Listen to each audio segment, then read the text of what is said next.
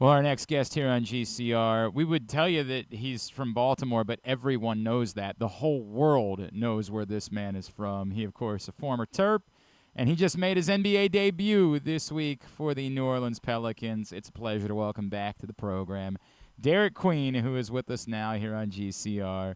Derik, it's Glenn. It's great to catch up with you again, man. Thank you for taking the time, and congratulations to you, dude. I appreciate it. Thanks for having me. Hey man, what is that feeling like? And I know it's been a wild year, right? Like between everything that Yeah. happened at Maryland and the winter and the wrist and getting out there, playing in the NBA, a dream I know you've had for a long time. Can you describe what that moment was like for you? I mean, it was great. Just getting to be out there on like a short notice. Didn't have a lot of practices due to an injury, but it was just great getting the opportunity and having a feel out there. Did you like soak in? Did you allow yourself like a moment to say like, dude, I'm here. Like this is everything that I've worked for. Did you give yourself any of that, or are you too like focused on what you got to do next to allow yourself that?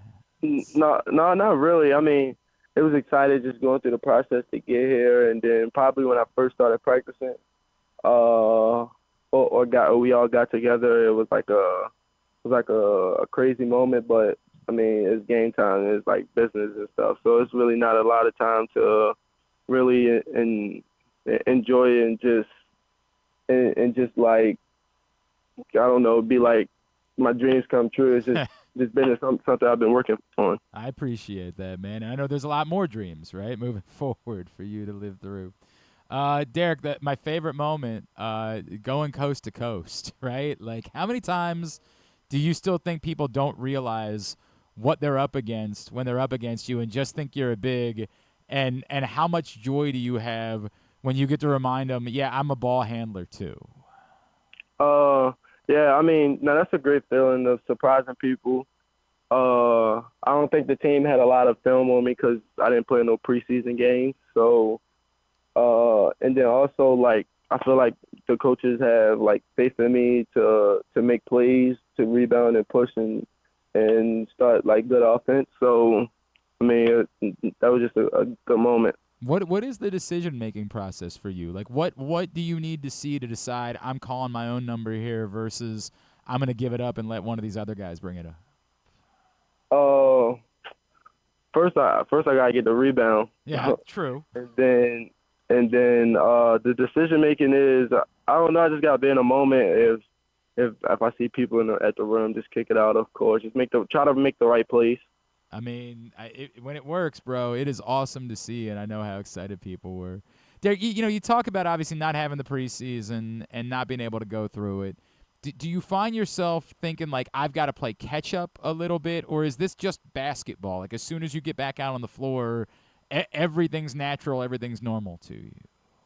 Yeah, I mean a little bit of catch up because all the conditioning I've been doing is it's nothing like basketball shape. So Yeah. just that in that aspect. But other than that, it's just basketball.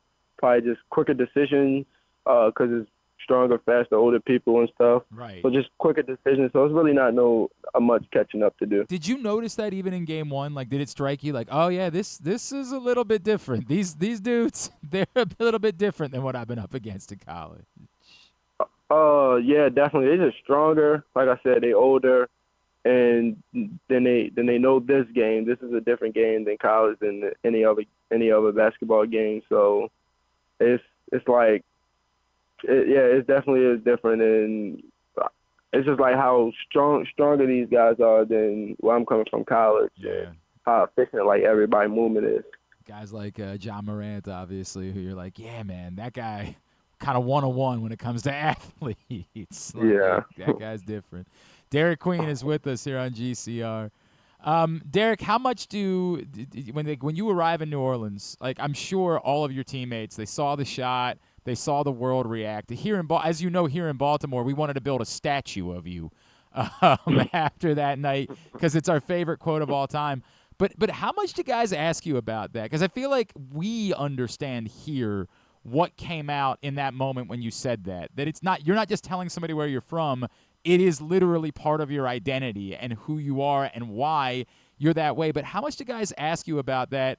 And how much do you explain to them? Like, it is like everybody's proud of where they're from, but it is a little bit different for someone that grew up in Baltimore. People just ask me about the shot, Yeah. and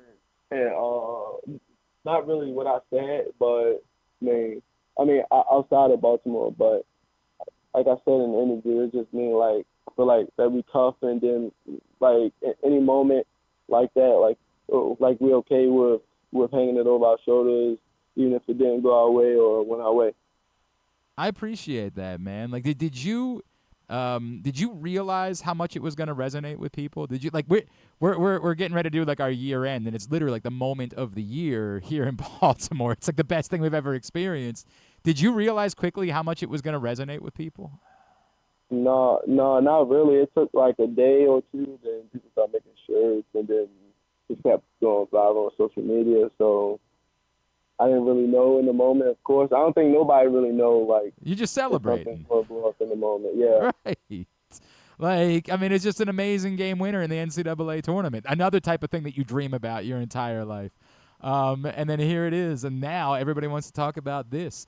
Do you find that you carry, like a lot of people would say, the typical Baltimore basketball player is a little bit more undersized, right? And has to play with a chip on their shoulder because of their size. You clearly you weren't that guy, right? Like, you weren't the undersized like Baltimore guard.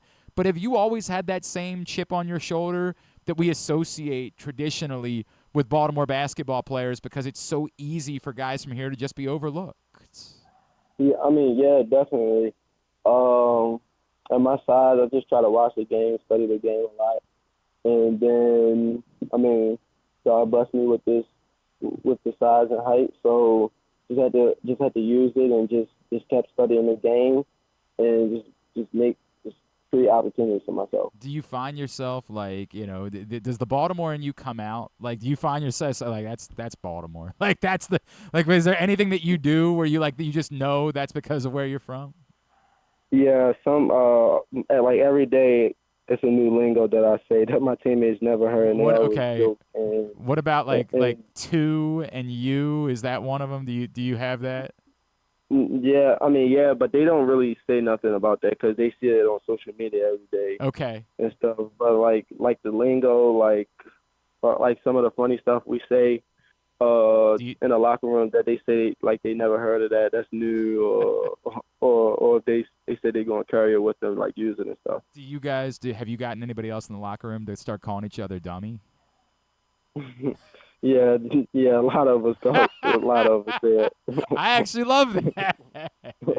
That makes me happy, right? That is very high on the list. What is one? Is there another one that you have that you go to a lot? Yeah. I say Manuk. I don't even know that one. What's that? This is everybody. Of course, everybody on social media gonna know it because it's like this barber. He just got his own lingo, and then they think everybody in Baltimore speak that. So Yeah, right. Well, I mean, these things go like that, man. I appreciate it. I get a kick out of it. Derik, have you been in touch? This is a weird time for us, right? Because Maryland season's about to start, and we don't know who kept who in the divorce, right? Like, we don't know how this works. Are you like all Maryland this year? Are you kind of pulling for Villanova? Like, where are your emotions through everything? No, of course I'm all Maryland. I asked Juju about this, right? Like, from the outside, we are heartbroken because we feel like your guys' tournament was cut short because of everything else that was going on, and that had to impact you. And Juju really downplayed for that to me. He was like, I don't think that really had anything to do with it. We were cool. What was your feeling like? Did you feel like that impacted you guys, or did we make too much of that? Yeah, I kind of think the media made too much of it because we didn't.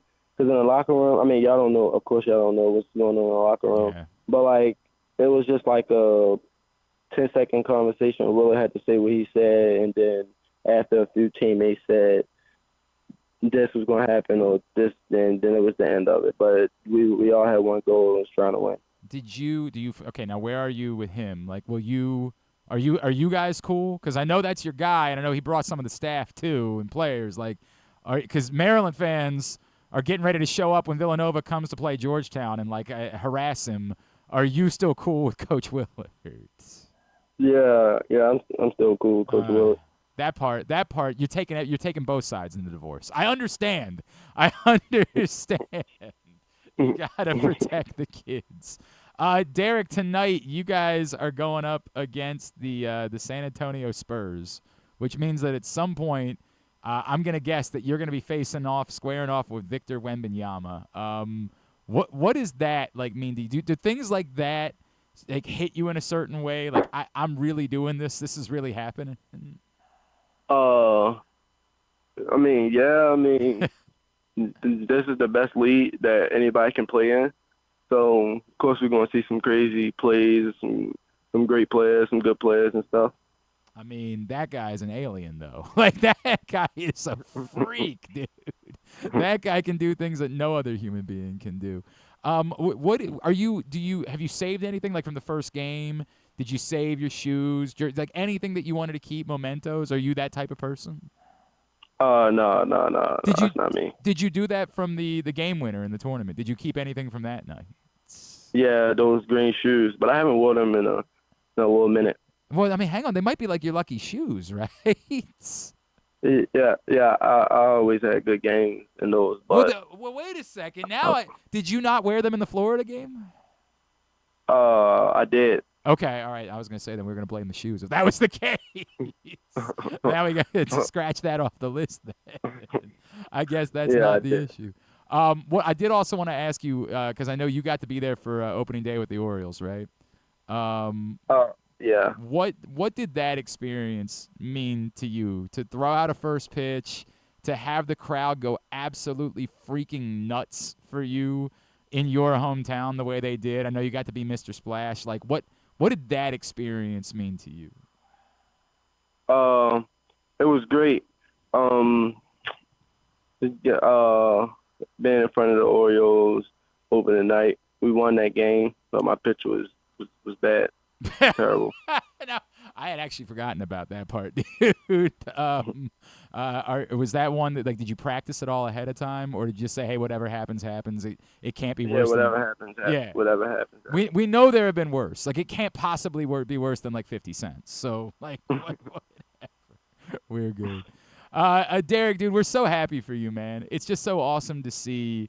You get to do this. The part where, like, still, I know that there's a litany, and we saw Melo just went into the Hall of Fame this year. It's not like you're the first, but it's still a smaller group of Baltimore guys that get to do this. What does that mean to you to be able to represent our city at the highest level of the game and to have achieved this, reaching the NBA? I mean, the goal is to get where he's at. So, I mean, this is a step of the journey. So just gotta keep going every day and just hopefully get there one day. Man, I love the sounds of that, and we hope that we can celebrate that with you one day in Springfield as well. That would be pretty special. Derik Queen, major congratulations, man. Awesome to see your success. Grateful for everything you did during your time at Maryland. We will be rooting for you forever. Thank you for taking the time for us this morning, man. We really appreciate it. Thank you. I appreciate it.